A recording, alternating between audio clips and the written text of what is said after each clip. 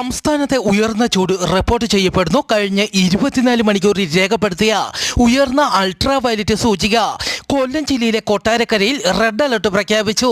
പത്തനംതിട്ട ജില്ലയിലെ കോന്നി, കോട്ടയം ജില്ലയിലെ ചങ്ങനാശ്ശേരി, ആലപ്പുഴ ജില്ലയിലെ ചെങ്ങന്നൂർ, ഇടുക്കി ജില്ലയിലെ മൂന്നാർ, മലപ്പുറം ജില്ലയിലെ പൊന്നാനി എന്നിവിടങ്ങളിൽ ഓറഞ്ച് അലർട്ടും, എറണാകുളം ജില്ലയിലെ കളമശ്ശേരി, തൃശൂർ ജില്ലയിലെ ഒല്ലൂരിലും, പാലക്കാട് ജില്ലയിലെ തൃത്താല, കോഴിക്കോട് ജില്ലയിലെ ബേപ്പൂർ, വയനാട് ജില്ലയിലെ മാനന്തവാടി എന്നിവിടങ്ങളിൽ യെല്ലോ അലർട്ടും പ്രഖ്യാപിച്ചു.